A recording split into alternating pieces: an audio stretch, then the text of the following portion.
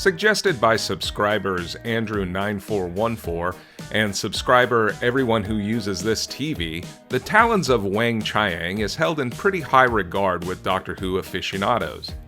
And who could blame them? It's atmospheric, it has an interesting story, it blends horror and mystery and pays homage to classic Sherlock Holmes adventures. It's got Tom Baker in a magic show, Leela knifing a pig monster man, giant rats in dark quarters. Hell, it even has the budding bromance of two middle-aged dudes that you didn't even know you would even care about. It has so much stuff Doctor Who fans love. So why is it a controversial story? Oh. Yeah, that'll do it. But hey, this isn't the only time that the show has been problematic. Remember these guys? So before we throw the baby out with the bathwater, let's find out if this story is worth watching and why everyone both loves and hates it. Let's review The Talons of Weng Chiang. Subscribe or I'll have the giant rat gnaw your leg off.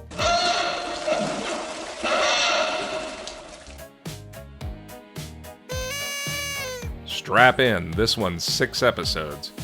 In 19th century London, this Chinese magician, also known as Li Sang Chang, gets smoke blown up his ass by this British blowhard when this Cockney husband comes in bitching about, "Where's me wife? Ain't nobody seen her since she come here last night." Yes, you're correct. My impression was spot on. The Doctor and Leela show up, dressed in period clothes that we now know the TARDIS dressed them in, and figure that they will go to the theater. But this little puppet kills that husband guy from earlier. Since he hears it, and it's his thing, the Doctor decides to investigate. But he walks into some kung fu and currently isn't Pertwee, so he gets his ass kicked. Leela almost kills one of them though.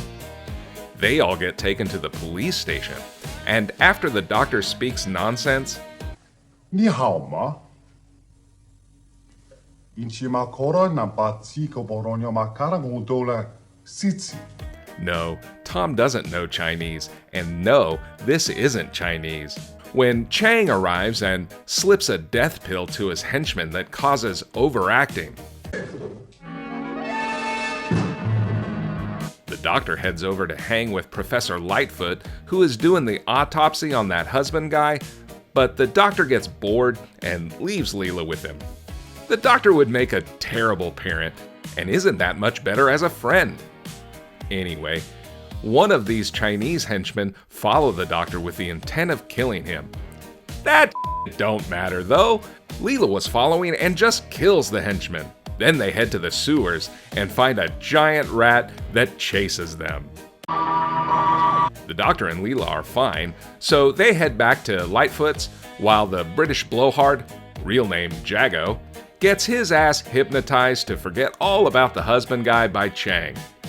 Chang goes down to see the Phantom of Weng Chiang. He needs Chang to go out and get him some more honeys to suck the life force out of because he ain't doing so well. Elsewhere, the Doctor, Leela, and Litefoot find out about what the husband was up to when he died, and there's a lot of unfortunate names being thrown around for little people. Wait till you see my gadget! But we're gonna skip all of that. The Doctor leaves Leela again with Litefoot so he can investigate the theater. There he meets Jago, reverses the hypnosis, and finds out that Jago knows a lot of shit about the dead woman and her husband. Team Chiang go out nightly to try and find the time cabinet that was given to Litefoot's daddy, so Chang sends Mr. Sim, the freaky little dummy that he carries around, to go find it in Litefoot's house. But Litefoot has brought Leela home for a hilarious dinner, so you know that shit's not good. For reasons I wasn't paying attention to, the Doctor and the Phantom play Tarzan until the Doctor is hanging for his life. Seems to be a pattern. But luckily the Watchman wasn't prepared yet, so he survives the fall. Litefoot thought he saw something outside and promptly gets his ass knocked out, and Leela gets attacked by Mr. Sin, who snorts.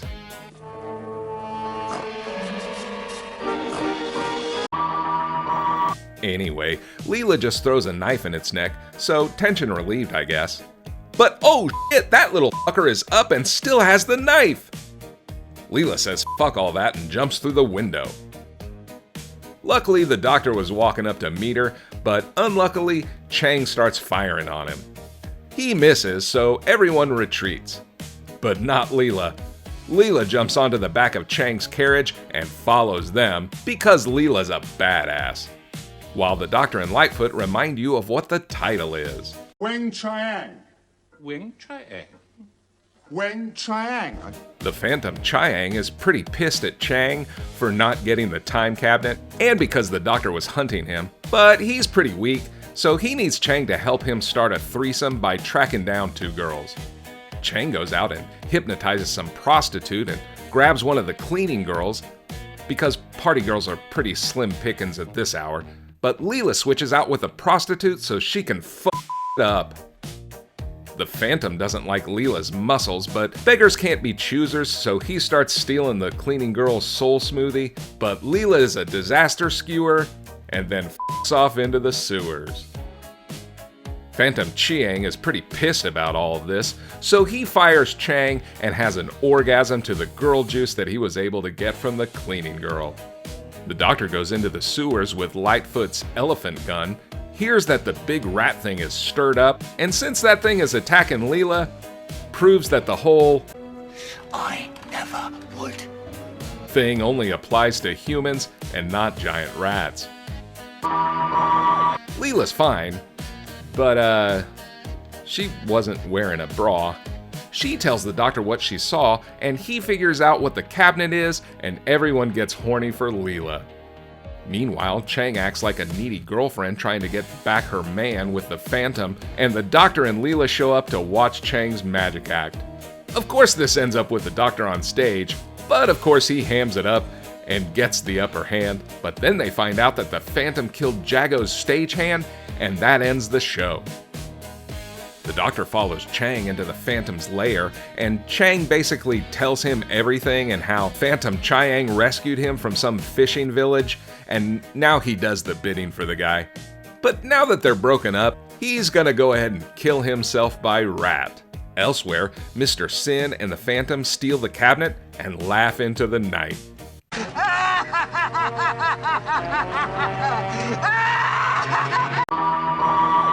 The Doctor and Leela get to Lightfoot, and he's okay, so the Doctor figures out the cabinet is actually something called the Peking Homunculus. Homunculus.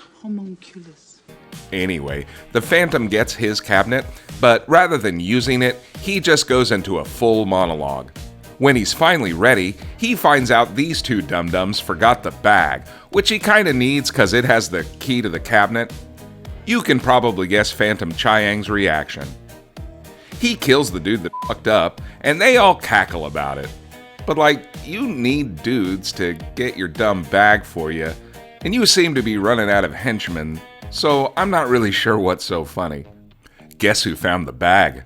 Yep, and Jago takes it over to Lightfoot's house, and they decide to join forces and become the greatest dynamic duo since, well, I was gonna say Batman and Robin, but they didn't technically get together until 1940, so that means this is the original dynamic duo, and Batman and Robin committed copyright infringement on Jago and Lightfoot. If you don't believe me, explain this. Anyway, the Doctor and Leela head to the laundromat to find Chiang still alive, but he's all drugged out and his leg got chewed off by that rat. He dies, but sorta clues the Doctor into where the Phantom is. Jago and Lightfoot get arrested immediately, because how better to bring it down but from the inside? They also get tortured and spill the beans on where the bag is. They also escape the prison through a dumbwaiter and immediately get caught again. Elsewhere, the Doctor and Leela wait around at Lightfoot's house, and Leela takes off the Phantom's mask.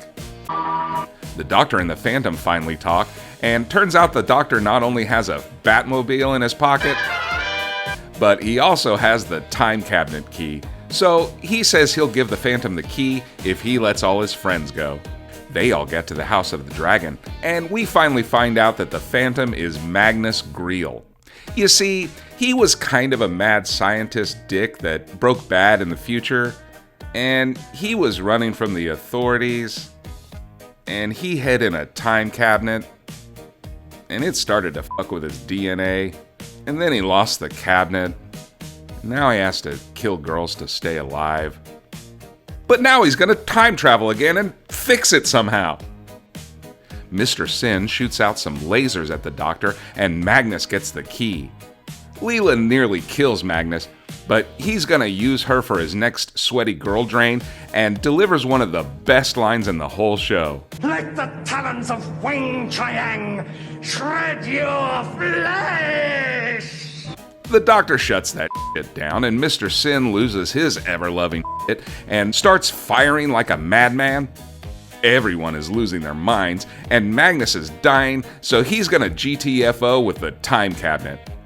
But the Doctor tells him that if he does, everyone's gonna die because that thing sucks and is stretched to its limit. Mr. Sin doesn't want to die, so he starts shooting at Magnus, and the Doctor throws him in the goo grabber machine, and he dead. Sin freaks right the f*** out, and the Doctor kicks this doll's ass and then pulls the circuit to kill Mr. Sin. Everyone goes for muffins, and the Doctor and Leela say goodbye and leave. The end.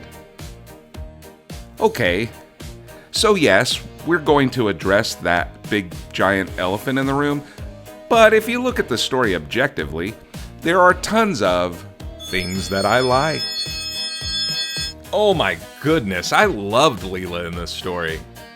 Now, I don't want to be a broken record whenever we do a Leela story, but damn it, she elevates this story so much. Here are just a few of her amazing moments in this story. I am a warrior of the Sever team. I know the different sounds of death. Now put our prisoner to the torture! Why are you making fire in your mouth?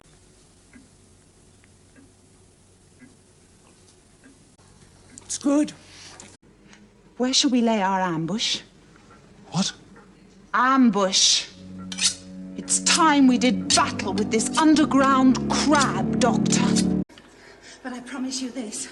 When we are both in the great hereafter, I shall hunt you down, bent-face, and put you through my agony 1,000 times! Homunculus. And sure, there's a gratuitous boob shot, because this is still the 1970s and there are still perverts, but at no time does Leela just feel like some add-on to the story. So many times when you watch Doctor Who, you wonder why the companion is even there. They don't do anything other than get kidnapped or basically stand in the corner and ask dumb questions. But you never get that with Leela.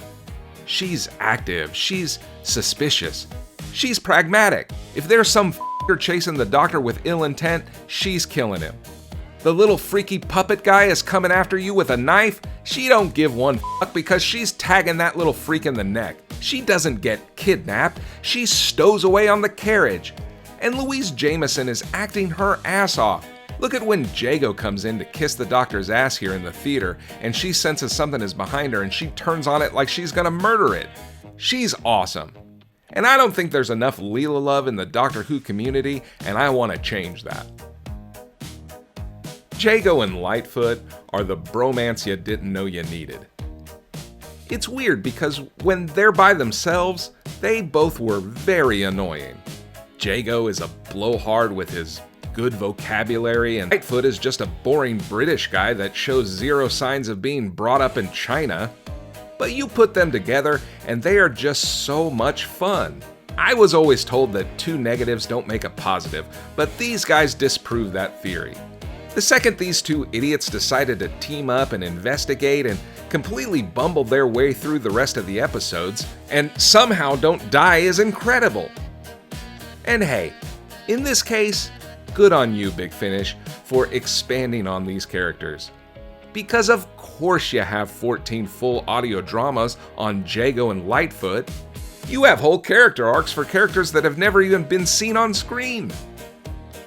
Now, let's put aside the makeup and the incredibly insensitive way that they went about casting and portraying Lee Seng Chang. And let's just talk about the actor and what he did with it. Yes, I agree. The stereotypical accent was not great, but At the very least, he didn't go full Mickey Rooney in Breakfast at Tiffany's on this one. Instead, he gave us a villain that was very menacing. I couldn't help but be interested when he was on the screen. Now, I don't know if it was the actor's choice or the prosthetics, but the fact that you never see Chiang blink is unnerving. He's cold, he's calculating, and way more interesting than Mangus Greel was. I feel like it's a bit of a bummer that the performance is buried in the problematic nature of dressing up a white dude as a Chinese dude, but if you put that aside and just think about this character as a villain, the performance accomplishes what you want it to. And the way the actor is able to change from cold to ruthless to pathetic while he's begging for Greel to stay, or after he gets his leg gnawed off by the giant rat. If you're able to disassociate the performance from the racism, you come away with a fun and engaging villain. And with Doctor Who, that's not always a given, so we should at least praise that. There are a lot of little throwaway things that are just great in this story. This old hag that finds the dead husband doesn't factor into the rest of the plot at all, but check out this performance. Oh my oath, you and my mouth served with onions. Never seen anything like it in all my puff. Oh, make it all sick, that would. Oh. The stagehand that's always scared to go down into the cellar. The way the Doctor enjoys playing detective with both Jago and Litefoot. This policeman that got a little drunk with the neighbors of the dead couple. There's just fun little things everywhere in this story. I don't know if everyone knew that this was going to be Philip Hinchcliffe's last story or not, but it really had the feel of everyone putting in their best efforts, but also having fun while they were doing it. Things I didn't like. No, I didn't like the way the Chinese were portrayed here. Again, I'm not really qualified to say what's okay and what's not here because I'm part of the race that usually screws this up. So whatever I say here is probably wrong, but man, so much of this story made me uncomfortable. I think we should at the very least not completely hold some of this against the production. The way people fought back then wasn't right, but Doctor Who isn't the only show that's ever been insensitive in portraying other races. Chinese baby, very happy. Hello, I'm from America, the volume-based champion of such behavior.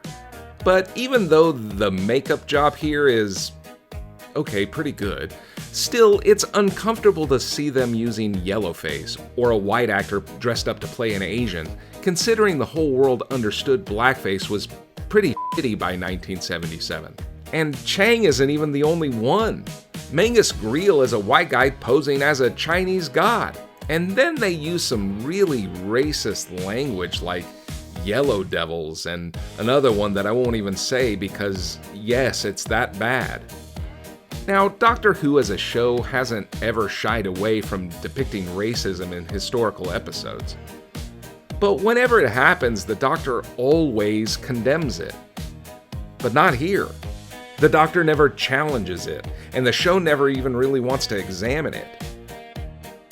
And then you got the Doctor's BS Chinese during the interrogation scene. And I'm not even getting into how it treats little people or women. To say this has aged poorly is kind of a bit of an understatement. Normally, whenever the show does something that is now seen as problematic, I sort of snicker and move on because I'm not dumb enough to burn books or boycott everything that doesn't align with my worldview. But this felt pretty insensitive, and I didn't like it. I didn't like the Phantom of the Chiang, Mangus Greel. He sucked a lot. This dude was basically a Skeksis from the Dark Crystal, sucking life essence to live. And he's just as gross. Why does he only need girls to take soul juice from? There's no way only women contain the organic operating fluid this asshat needs to keep going. He's just got a fetish. Because why the f would he actually care that Leela has muscles? It's because he's freaky and he gets off on that. The giant rat was not only horrible, it was also stupid. This thing served no purpose other than jump scares and gnawing off Chiang's leg. I'm not even really sure why you guys have this thing. Like, you don't use it to ward off people that are coming through the secret trapdoor. You've got the projection ghost for that. The only thing I see you use it for is to feed your murdered bodies to, but the damn thing is bad at that because it let the husband guy float down the Thames. And it's loud as too. Listen to all this. I thought you were trying to stay incognito, dumbass. This loud shrieking from some genetic freak of a rat is bound to cause people to come and ask questions. I appreciate that mad scientist's gonna mad scientist, but you making f***ing pets is not helping you find the missing time cabinet or fueling you with the girl marinade you need to survive. Things I didn't understand. I don't understand why it took you so long to find the time cabinet, Phantom Greel. So, like, you time traveled here from the cabinet and it f***ed up your DNA to the point that you sort of look like either one of the pig people from the Twilight Zone or Sloth from the Goonies. And so you figure to fix your problem, you need to throw women into this little contraption you've figured out to transfer their essence into yours. Now, I don't know how long it took you to build that thing, and maybe you brought it with you. Although, I gotta think the cabinet is starting to get a little tight with all the shit you keep bringing with you. Hell, you brought Chang with you in there at one point. The thing must have started to look like the elevator from Bill and Ted. It's not a TARDIS. But then it's also mentioned that there have been 9 girls that have gone missing before the doctor shows up, and when you send Chang out for 2 more, it's a bit of a shock that you need one so quickly. I'll be generous and say you're pulling girls once, maybe twice a week to avoid suspicion. Now, this time cabinet that you lost seems to be pretty important considering you can only steal so many girl power fumes, and Chang seems to be losing henchmen left and right. So I would figure finding the cabinet is a pretty high priority. And sure, London is a pretty big place, even back in the 19th century.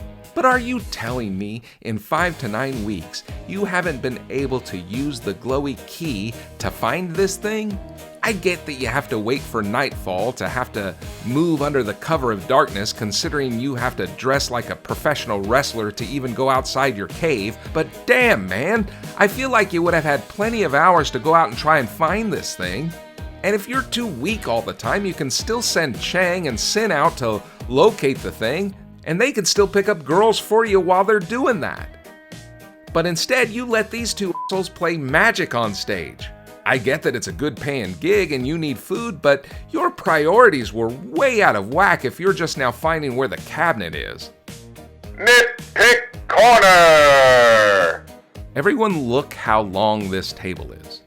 I think we can all see this table is of a standard length at around 90 to 95 inches. If my eyeballs are wrong, at least we can all agree that this table is not a 2-foot by 2-foot card table. So tell me how Chang so easily passed the poison pill over to his henchmen. They make it look like he's right next to him so that he can hide it when he gives him the scorpion venom. Bull. That little man would have had to nearly crawl over the table to reach that little pill, or at the very least, leaned way over.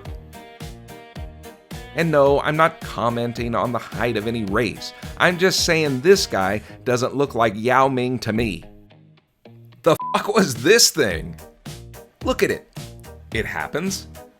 The doctor explains it's a hologram and not from this time. And then it's completely forgotten about? Like, I get you were using it to scare people off from finding the door where everybody Weng Chiang tonight sleeps, but that was some crazy Scooby-Doo shit, and I kinda wanted more of it. I have to admit, The Talons of Weng Chiang is not a bad Doctor Who story. There's a lot to like, and there's a lot of fun to be had when watching it. But boy, is it problematic. And it isn't just the things that may have aged like milk that are the biggest problem. It's that the Doctor doesn't really bat an eye at any of the racist or prejudiced things that happen throughout. And even as a story, the first 3 episodes are a bit of a drag. But once the Doctor joins Chang on the stage, the story gets really fun really fast. I give The Talons of Weng Chiang a 6. Without all the things that made me uncomfortable, this story still had a very slow start, but makes up for a lot with great performances and the first dynamic duo ever. I want to thank subscribers Andrew9414 and everyone who uses this TV for the great suggestion. And if luck holds, we will have one more review before Christmas. And that, my friends, was also suggested by everyone who uses this TV, The Terror of the Zygons. And you can bet that I will have a lot to say about the fat red sucker blobs that can shapeshift. I'm looking forward to it. And around Christmas, I may even have a little bit of a gift for you, so stay close to see what nonsense I may have in store for you. Feel free to send more suggestions as I wait for the war between the land and the sea to hit the States. But if I were you Brits, I would spoil the shit out of it for us US fans, considering what we were doing when Disney was airing the show when you guys were still asleep. And as always, because you can't go walking around Victorian London in skins, you'd frighten the salty ham.